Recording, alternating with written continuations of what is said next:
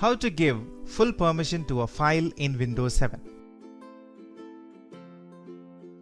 Step 1. Log in as the computer administrator. Step 2.